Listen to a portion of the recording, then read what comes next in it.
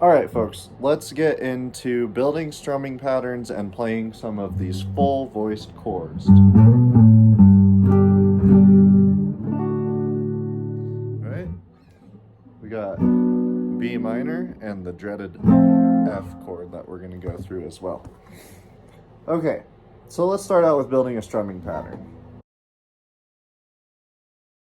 Okay, so this is the common chord progressions resource, and then at the bottom here we have a bunch of space for you to create your own chord progressions and strumming patterns. So I'm going to show you how to do the strumming pattern first, and then we'll come back later and do the chords.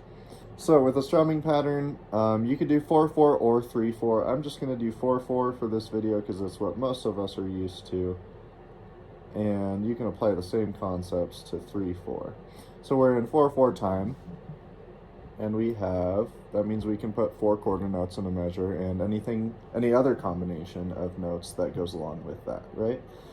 So let's just come up with a 1-bar pattern to start with, right? So we'll go quarter, eighth,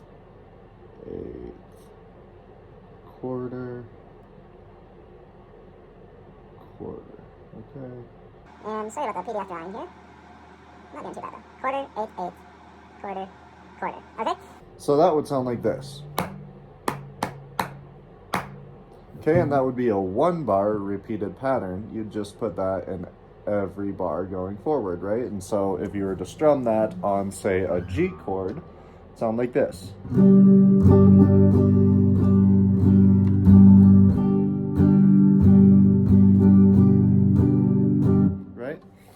Okay, now, I don't know if you noticed, but on the quarter notes, I'm strumming down. On the eighth notes, I'm strumming down and up.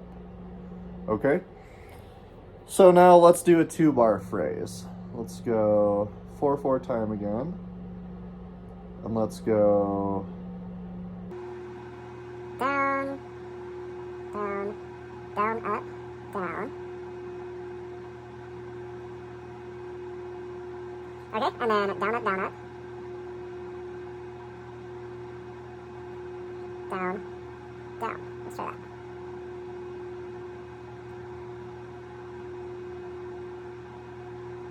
that. Okay, so. This is what that would sound like.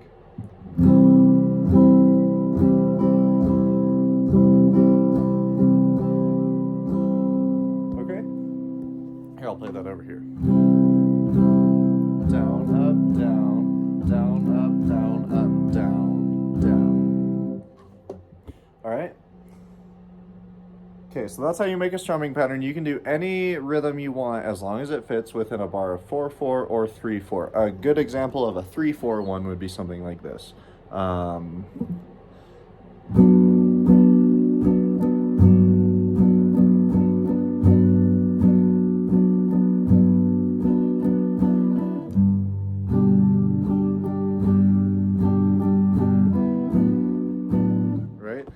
Down, down, down, up, down, down, up, down, up. 1, 2, 3, 1, 2, 3, 2.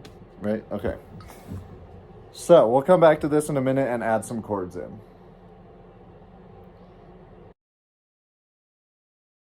Let's talk about a few of these more difficult chords now. There's somewhere over here, a whole sheet with fully voiced chords that use 4, 5, or 6 strings and multiple fingers to play. So kind of use that in conjunction with this video, but the ones I want to talk about are B minor and F. And I didn't make typos on these chord charts. The fingers that I notated, those are the easier ways to play these chords, because these 2 chords use your first finger barring all across the strings, and that's very difficult for somebody that's just starting out playing the guitar, right? So bar chords is something we'll look at in maybe the next couple of levels, but for now you can just use those more simple voicings, and then I also included the shapes for the full chords in case you wanted to try those. So anyways, the B minor, we're just going to play like this. 2, 3, 1. And you're just going to play those or sorry, you can also add your first finger here if you wanted. So you would use 3, 4, 2, either way. And then you're just going to play those last 4 strings or the 3 strings. Right, there's B minor. And then F, this is one that so many people struggle with. It's the first bar chord that most folks learn, but there's the full chord. What I've boiled it down to is just like very similar to a C chord. You're just going to go 3, 2, 1, and then with these 2 strings, cover both of them with your first finger. Right? And just pluck those 4 strings.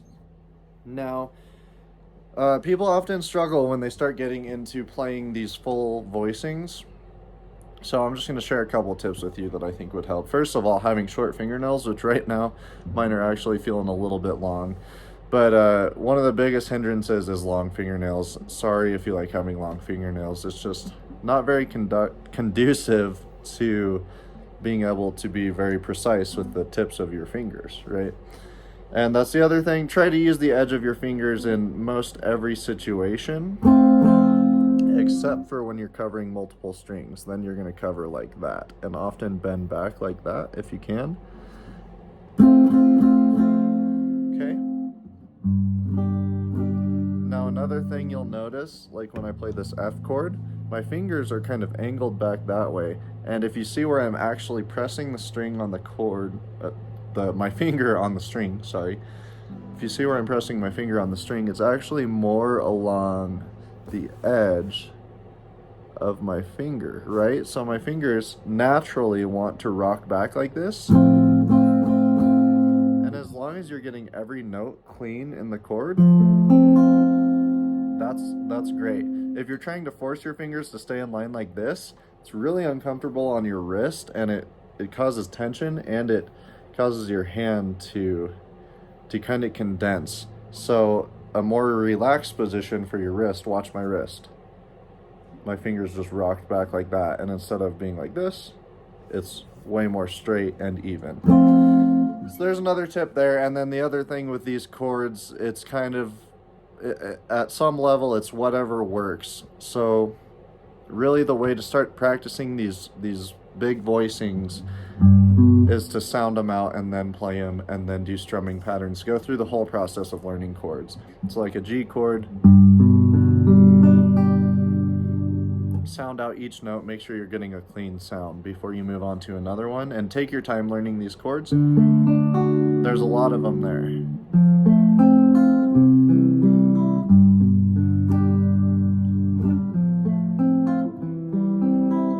Right? Okay, now we're gonna jump over and play some of the popular progressions that I wrote down for you, and then we'll finish building our own chord progression. Here we go. Alright, so these are just some common chord progressions that you'll see in a lot of music. We've already done this one, the 12-bar blues. Oops, didn't mean to do that. We've already done this one, the 12-bar blues, so let's jump down. Here you have 2, 5, 1. Alright, when we're talking about chords, we often refer to them by their number. So if G is 1, then A is 2, and G, A, B, C, D would be 5.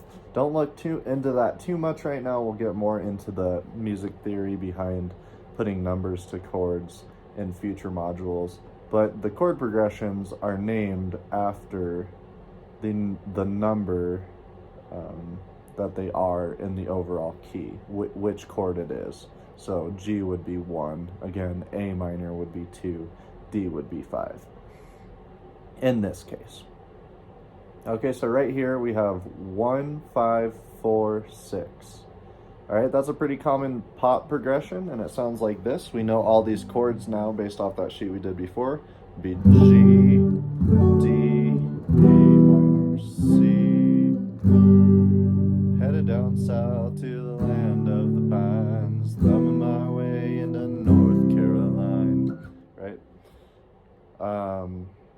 There's just one example of many tunes that use this particular chord progression, as well as this one here. We have G, C, E minor, D. This is going to be 1, 4, 6, 5. Goes like this.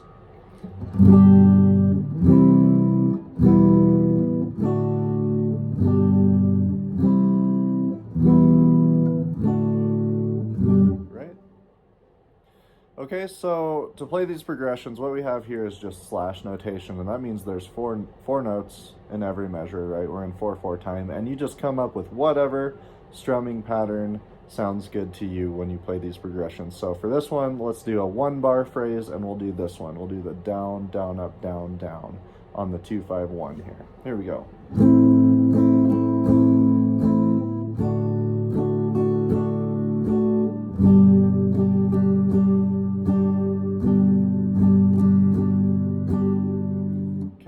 And now for the 1/5/4/6, let's do our 2-bar phrase. Let's do down, down, down, up, down, down, up, down, up, down, down. Okay, let's try that.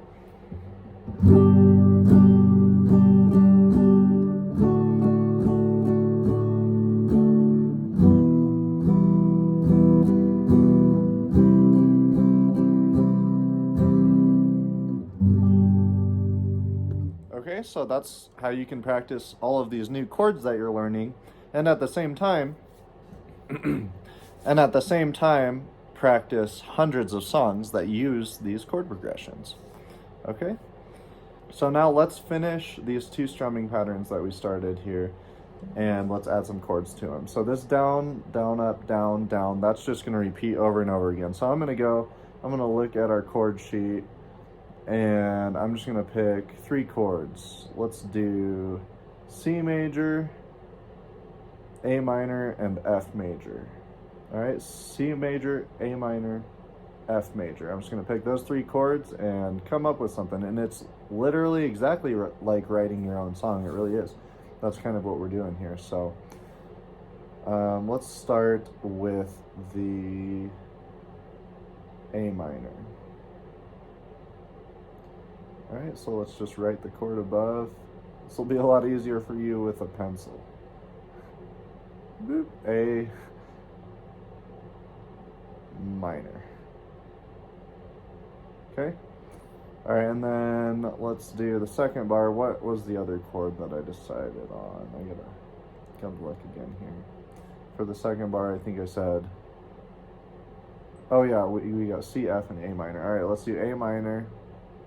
And then let's do C major, how about? So C, and then that same strumming pattern, you're just gonna take that and carry it over here. And then we'll go F. Ooh, that's a weird looking F. There we go. All right, now let's play the chord pattern, or the chord change that we just wrote.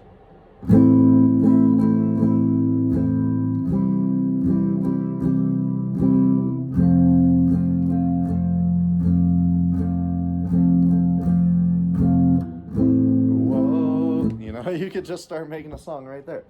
Anyways. Okay, now let's do our 2-bar phrase. Let's come up with something for that. So let's pick 3 new chords.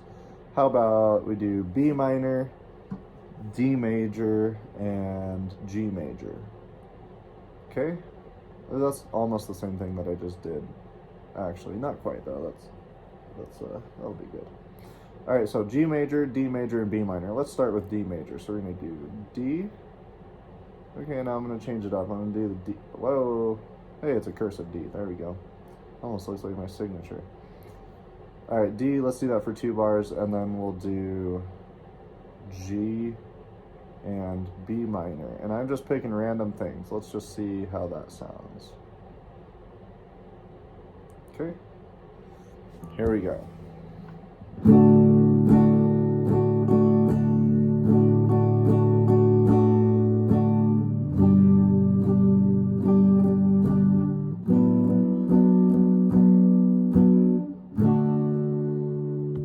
That sounds kind of interesting.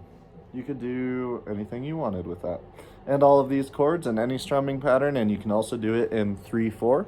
So have fun exploring these new sounds and keep on plucking. See you guys in the next video.